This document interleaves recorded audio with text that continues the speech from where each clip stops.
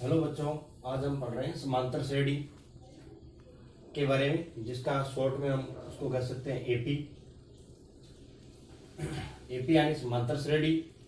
ये संख्याओं का एक समुच्चय होता है, ग्रुप होता है, जिसके दो क्रमागत पदों में निश्चित अंतर होता है।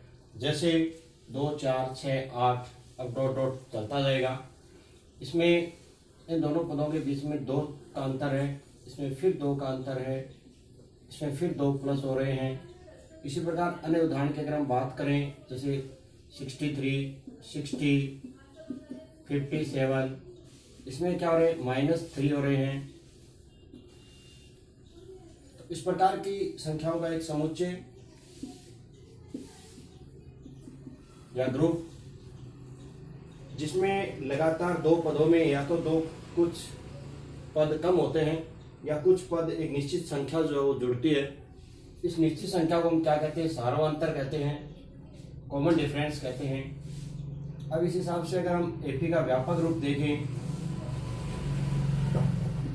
एपी का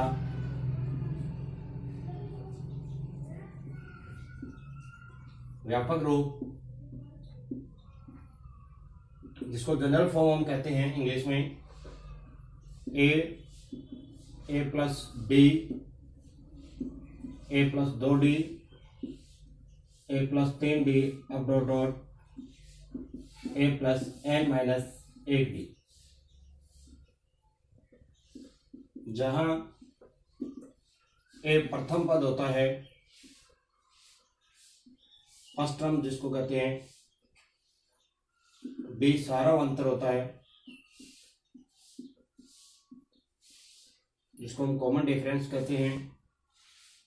डी को निकालने का फॉर्मूला जो होता है वो A2 माइनस A1 होता है। n पदों की संख्या होती है,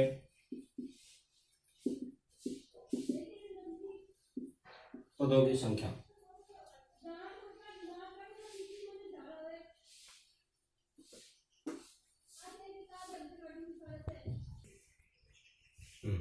तो इस हिसाब से एक एपी हम लेते हैं उदाहरण के तौर पे 12, 18, 24। यहाँ पे जो ए है हमारा प्रथम पद,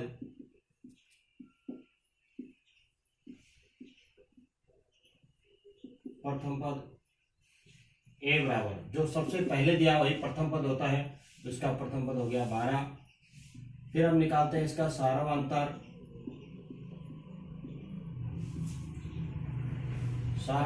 डी, इसका फॉर्मूला होता है A2 माइनस A1। हिंदी में अगर इसकी हम बात करें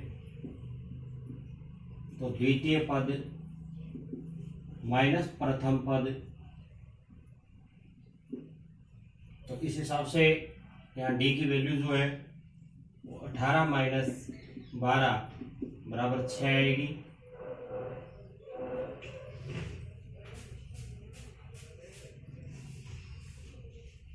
अब कोई भी एपी इस प्रकार आपके सामने हो तो उसका आप प्रथम पद और सार्वंतर जो है वो निकाल सकते हो। प्रथम पद निकालने के लिए हम क्या करते हैं, कुछ नहीं करते हैं, पहला पद जो होता है ए के आगे वही लिख देते हैं, प्रथम पद होता है वही। सार्वंतर निकालने के लिए फॉर्मूले का यूज करेंगे, सूत्र का उपयोग करेंगे, द्वितीय पद माइनस प्रथम पद, दूसरे पद में से पहले पद को घटाएंगे तो सार्वंतर हमारा आ जाएगा। अब अगला जो क्वेश्चन हमारा बनता है एपी में वो होता है एपी के प्रथम 4 पद अगर आपसे पूछे और आपको दिया जाए कि प्रथम पद 5 है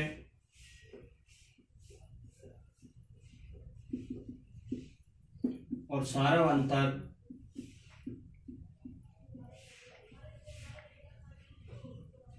डी बराबर 7 दिया है, इस एपी के हम प्रथम 5 पद जो है वो ज्ञात कर सकते हैं। इसके लिए हमें पहले हम प्रथम पद A1 ज्ञात करते हैं। A1 जो दिया A है वही होता है 5 हो गया। अब दूसरा पद A2 ज्ञात करते हैं, जो कि क्या होता है A1 प्लस D होता है। इस हिसाब से A1 5 है, D की वैल्यू हमारे पास 7 दी हुई है, तो कुल मिलाकर के हो गए 12। A3 अगर हम ज्ञात करें तो इसका होता है A2 प्लस D, यानी पहले वाले पद जो होता है, निश्चित पद जो होता है पहले वाला, उसमें एक निश्चित सारव अंतर जो D का मान होता है वो जोड़ते जाते हैं। A2 जो है हमने 12 प्राप्त किया, उसमें हम D का मान जोड़ेंगे जो कि 7 है, तो इस प्रकार ये तीसरा पद 19 हो जाएगा। चौथा पद A3 प्लस D होता है, A3 हमने प्राप्त किया था 19, D का मान फिक्स वैल्यू जो 7 दी हुई है।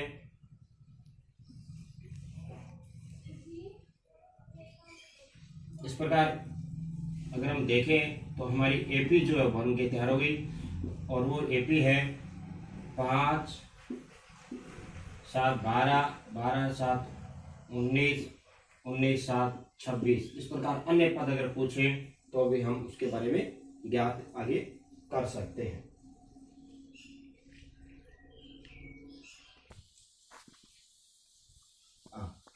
ये हमने जो पढ़ा वो कक्षा 10 की गणित की जो पुस्तक है वो 5.1 जो प्रश्नावली है उसके क्वेश्चन हमने पढ़े।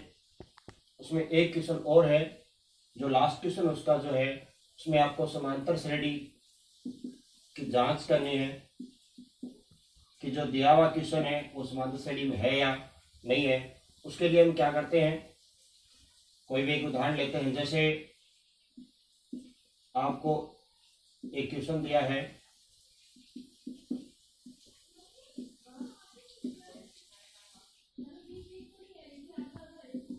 ये क्वेश्चन दिया, इसको हमें जांच करना है कि समांतर श्रेणी में है या नहीं। समांतर श्रेणी में है तो इस प्रकार हम इसके आगे पद ज्ञात करेंगे।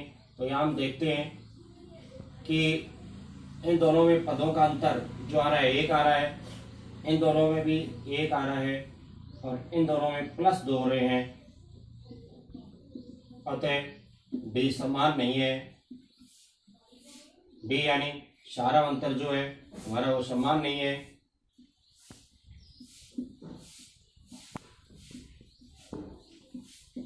अतः यह AP में नहीं है। अगर ये AP में होता तो बाकी जो D निकलता उसे हम आगे के पद निकाल लेते।